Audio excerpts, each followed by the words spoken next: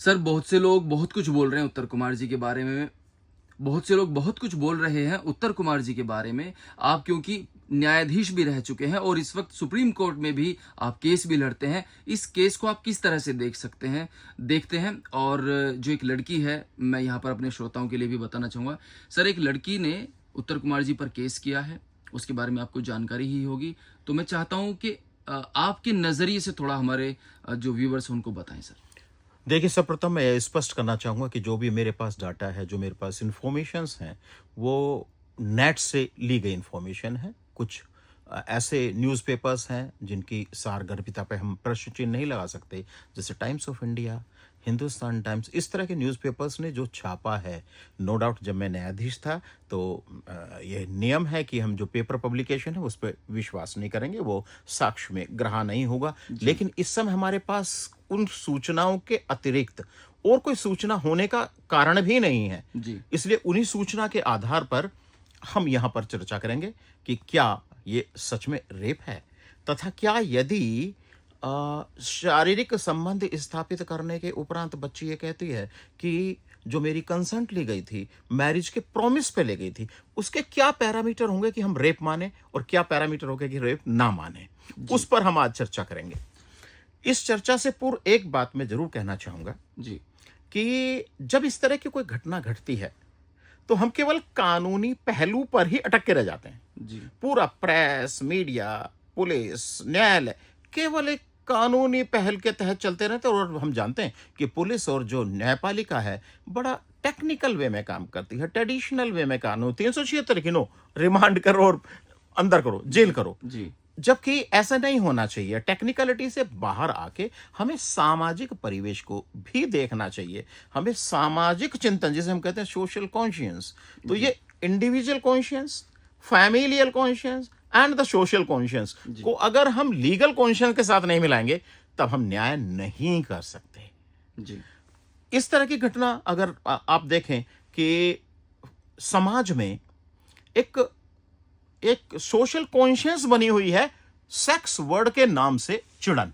जी। और ये जो सोशल कॉन्शियंस है ये इंडिविजुअल कॉन्शियंस को प्रभावित करती है जब एक बच्ची के साथ इस तरह की कोई घटना घटती है। जी। अगर इस प्रकरण को देखें, पहले ये देखें कि क्या शादी का झांसा देकर या शादी का आश्वासन देकर किन परिस्थितियों में रेप होगा। जी। केवल एक परिस्थिति है कि यदि शारीरिक संबंध बनाए ही गए हैं शादी के उद्देश्य से, कि केवल शादी को कहा मैं शादी करूंगा और उद्देश्य केवल उसका प्रारंभ से ही धोखा देना था, डिसीट करना था, हकीकत में शादी नहीं करनी थी, लेकिन शादी कह के शारीरिक संबंध स्थापित करने थे।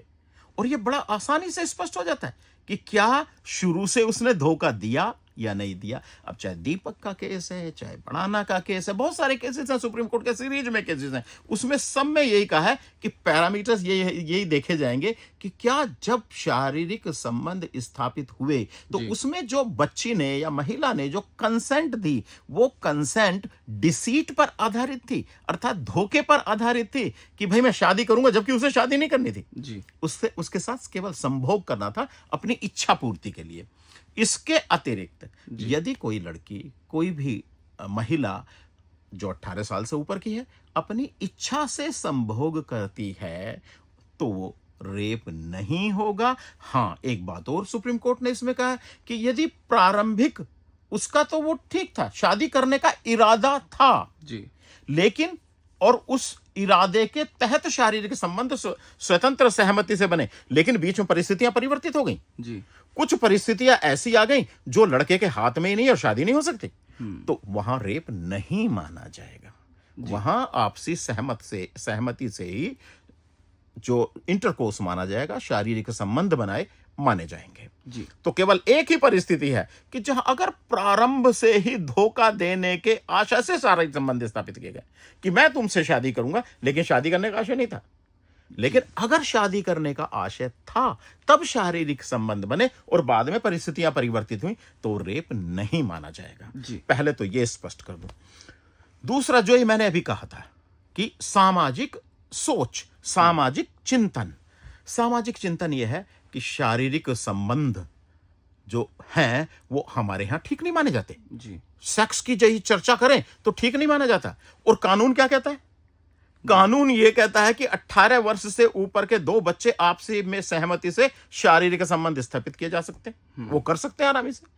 इवन यहां तक कह दिया है कि होटल्स भी अगर दो मेजर बच्चे जाते हैं, लड़का या लड़की हेटेरोजीनियस पर्सन जाते हैं, तो कोई होटल उनके आधार कार्ड रख लेगा लेकिन कमरे को मना नहीं करेगा।